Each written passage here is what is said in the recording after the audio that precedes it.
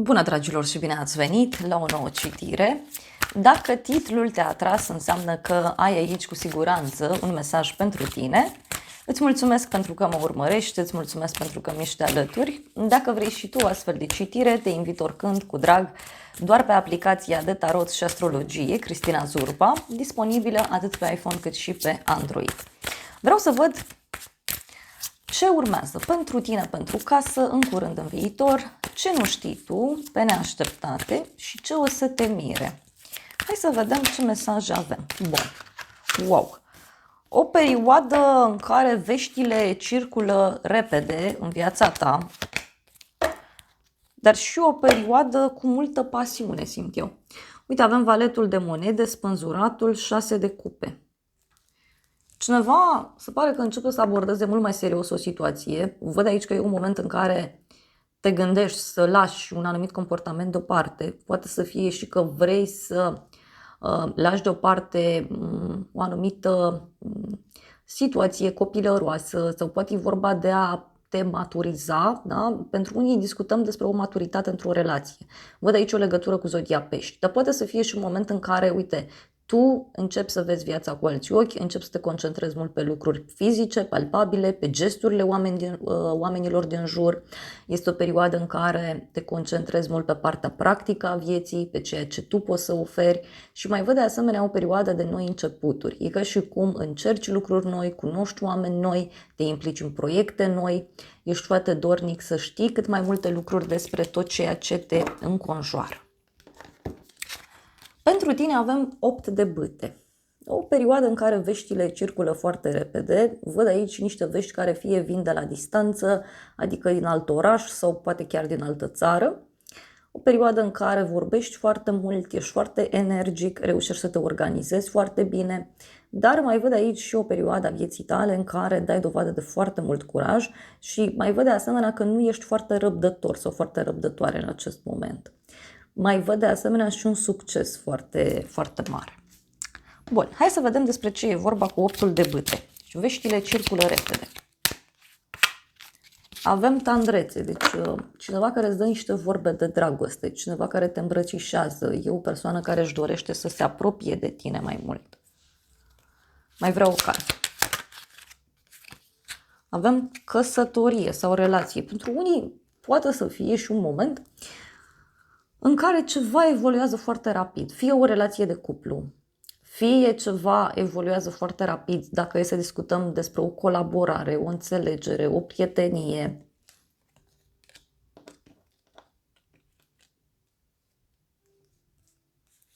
Deci ești într-o perioadă foarte bună a vieții tale. În acest moment, văd eu, da? Uite, avem și hoțul. Deci cineva care ar vrea să se furișeze în viața ta, cineva care ar vrea să vină către tine, să-ți vină în vizită, poate. Pentru casa ta avem aici regina de cupe, o legătură cu o zodie de apă, Rac, Scorpion, Pești, o perioadă de creativitate foarte mare, simt eu. Ești într-o perioadă în care dai dovadă de sensibilitate, ești de asemenea înconjurată de oameni buni, oameni sufletiști, oameni răbdători, dar ce mai văd aici e că ai o persoană foarte apropiată de tine care te poate ajuta foarte mult în tot ceea ce tu faci. Poate să fie un ajutor din punct de vedere energetic, poate să fie un ajutor din punct de vedere emoțional, un sprijin, dar uite, dacă ești femeie, poate ești într-o perioadă în care dai dovadă de maturitate din punct de vedere emoțional. Hai să vedem pentru tine, da? Ce e pentru casa ta. Ei, uite, avem aici pe cineva care este în așteptare, cineva care speră, da? Cineva care așteaptă, poate cineva așteaptă niște bani, poate e un moment în care, nu știu, ai de dat niște bani cuiva, e nevoie să faci niște cumpărături.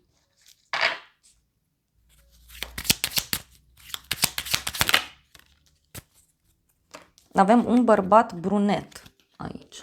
Deci poate e ceva legat și de o persoană cu părul închis la culoare care se gândește să vină către tine. Avem o întâlnire. Deci poate ai pe cineva în jurul tău care, știu eu, vrea să se apropie de tine, vrea să se întâlnească, da, cu tine. Poate să fie și cineva care are niște probleme și atunci e dispus sau dispusă să te sune, să te caute, pentru a-ți cere așa ceva. Ce mai văd aici e cineva care e posibil să-ți propună o vacanță, o excursie, o ieșire, o întâlnire.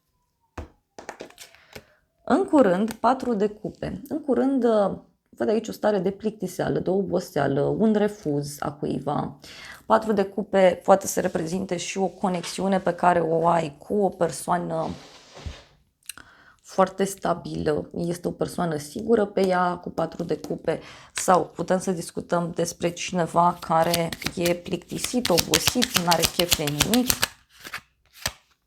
Avem o surpriză. Deci e o veste pe care o primești aici, o veste surpriză, e o veste de pace, e o veste bună, doar că fie te găsește într-un moment în care nu ai chef, fie vestea asta poate inițial nu îți place. Da? Uite, avem militarul, deci e vorba de o regulă care se impune. Poate să fie și o veste de la o persoană foarte bine organizată, o veste de la o persoană foarte sigură pe ea, foarte stabilă, dar pentru unii poate să însemne și o veste legată de o instituție de stat. Da? Și avem așa speranță. Cineva care speră foarte mult.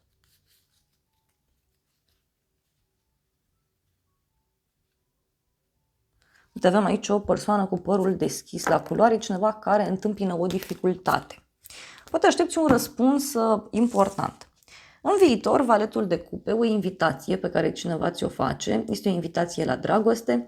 Valetul de cupe poate să însemne și o veste bună pe care o primești, o persoană nouă care apare, dar parcă e cineva aici care te invită undeva, cineva care poate e mai imatur din punct de vedere emoțional.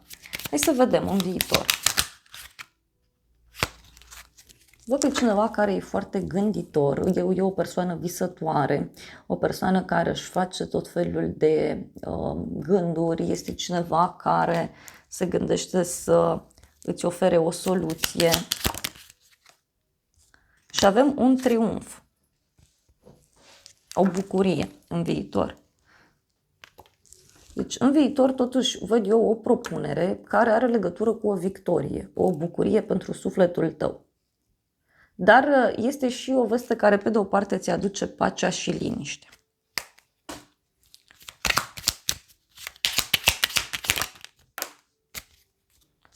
Avem un cadou, o revelație, un succes. Poate avea legătură cu un sfat pe care îl primești de la cineva anume sau un rezultat pe care îl aștepți. E ceva important din ce văd eu. Ce nu știi tu, Marea Preoteasă? Ce nu știi tu e că cineva e foarte tăcut sau tăcută, cineva deține multe secrete, multă cunoaștere. De asemenea, văd aici o persoană foarte misterioasă, este o persoană care se retrage, e o persoană diferită, care ascunde ceva. Hai să vedem ce nu știi tu, că sunt multe lucruri aici. O femeie brunetă, deci tu nu știi ceva în legătură cu o femeie brunetă din jurul tău, cineva care urmează să-ți spună un secret. Sau cineva care, uite, îți poate propune ceva anume legat de o sumă de bani.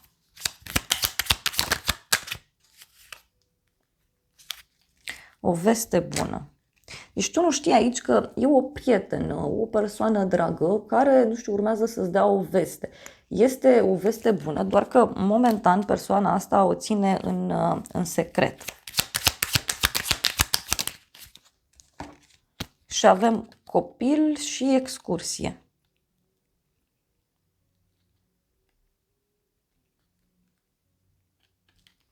Poate e cineva în jurul tău care îți propune o excursie, îți propune o călătorie undeva.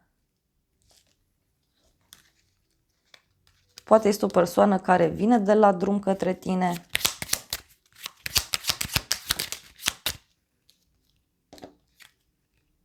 Și avem casă la țară, da? Sau o casă într-un loc izolat, într-un loc cu aer curat, într-un loc cu liniște.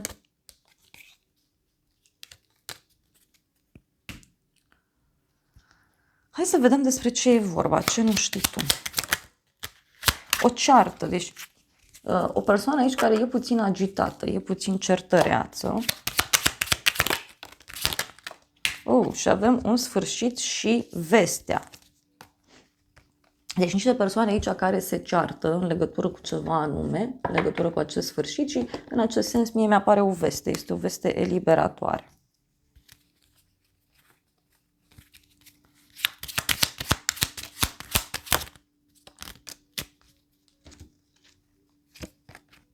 Poate să fie cineva care îți urmărește viața, uite, dacă ești bărbat, poate să fie o femeie misterioasă care te urmărește în secret, o femeie care vrea să știe mai multe lucruri despre tine.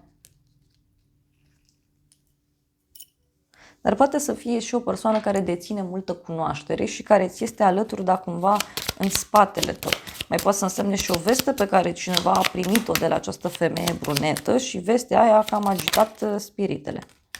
Că uite, e ceva legat și de un bărbat. Avem bărbatul, dragostea și judecata. Poate omul ăsta s-a sfătuit cu cineva și nu ți-a spus. Pe neașteptate, judecata, niște mesaje pe care le primești, niște vești bune, o persoană care îți dă o veste, e o veste foarte mult așteptată. Fie, e ca și cum vestea asta are o influență mare, nu numai asupra ta, ci și asupra familiei tale, asupra prietenilor tăi. Pentru unii văd aici și o veste mare pe care o primiți, dar este o veste cumva de la nivel înalt. Mai poate să fie și o revedere. Dar e cineva care, uite, are niște probleme, e cineva care nu e stabil psihic sau nu e stabil dintr-un anumit punct de vedere, pe neașteptate. Cineva care vrea împăcare, cineva care vrea iertare, vrea să reluați legătura.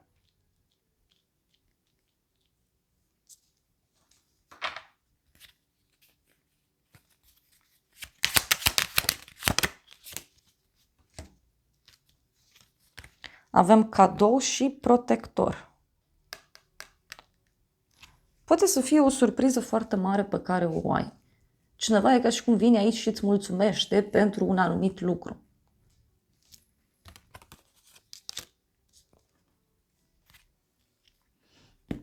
Hai să vedem, pe neașteptat.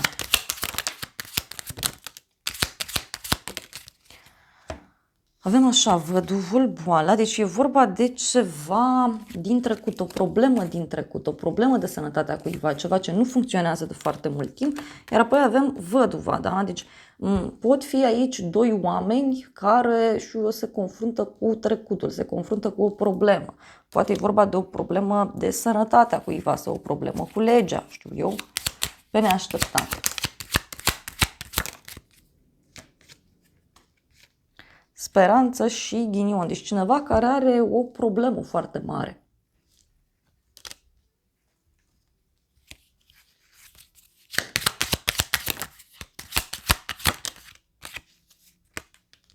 Avem copilul și dorința. Poate să fie un scandal sau o ceartă care se ivește în jurul tău, dar ce văd eu aici că e ceva ce are legătură și cu un nou început, cu o dorință a cuiva, o persoană nouă, ceva se manifestă. Ce o să te mire? 5 de monede. Ce o să te mire? Cineva care are nevoie de sprijinul tău, de tine în general. 5 de monede înseamnă și o problemă de sănătate a cuiva, o problemă financiară, cineva care dă la spate, care abandonează, care lasă ceva în urmă. Ce o să te mire? O discuție în contradictoriu și cineva care e absent, cineva care fuge de la această discuție, cineva care evită un conflict, cineva care evită o ceartă.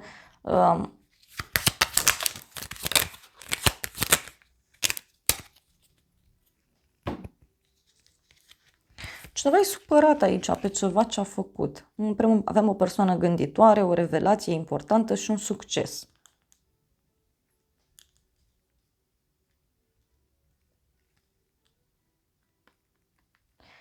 Poate să fie un personaj foarte supărat, care nu vrea să comunice, care evită un anumit lucru.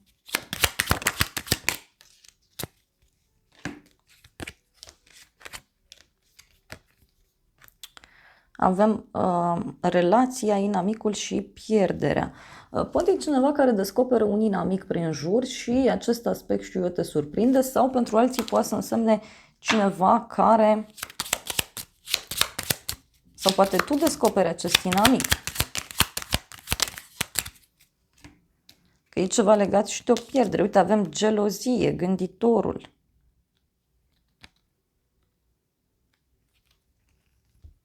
Cineva care e gelos sau geloasă. Da? Poate să fie un conflict într-o relație din jurul tău. Și avem femeia și casa. Deci poate e ceva legat de casa ta, de familia ta, dacă ești femeie, dacă ești bărbat. Poate aici o femeie și o instituție, o femeie și o casă. Dar e cu noroc pentru tine. Hai să vedem ce zice și tarotul meu. Da? Ce o să te mire pe tine în situația asta? Avem lacrimi și piedici. Deci o persoană înlăcrimată cu niște piedici.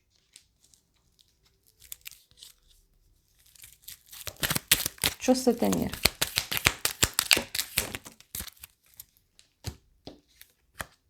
Avem așa, o casă străină, bani puțini și supărare. Poate e o veste care vine de la o instituție, o veste care ține de o persoană străină ție. Uite, e cineva care vrea să te revadă, e o persoană și geloasă, e o persoană tare ciudată. Uite, intrigi între femei. Deci poate să fie o ceartă undeva anume.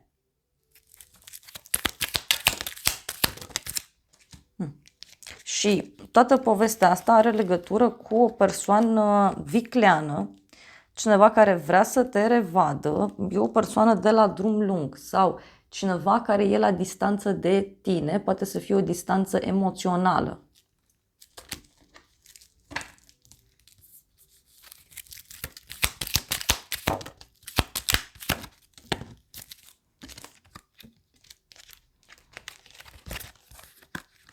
Am întrebat aici ce nu știi tu. O persoană care are parte de o bucurie mare, dar e cu o ceartă, e cu o problemă aici.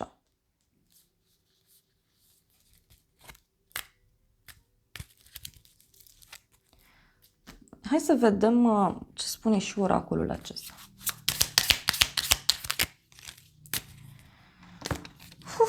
Ok, avem așa, un apel telefonic, cineva își exprimă iubirea, mesaje de dragoste, cineva care îți spune că se gândește la tine, cineva care îți spune că vrea să se apropie de tine. Apoi avem inele de logodnă, da, sau verghete, uniune, căsătorie, o iubire eternă. Iar apoi avem așa, aș asuma un risc, a fi strategic. Și apoi avem paradis, fericire, expansiune, frumusețe, a te bucura unul de celălalt. Deci poate e cineva care riscă și te invită într-o vacanță, undeva, sau poate să însemne și cineva care îți propune, poate să luați o pauză.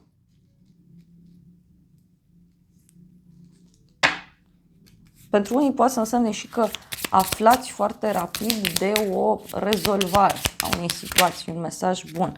Dar ce mi-apare? Mi-apare și o separare, da? Tristețe, ai fi dor de tine, a se gândi la tine, un viitor nesigur. Cineva căruia este teamă de intimitate, cineva care fuge.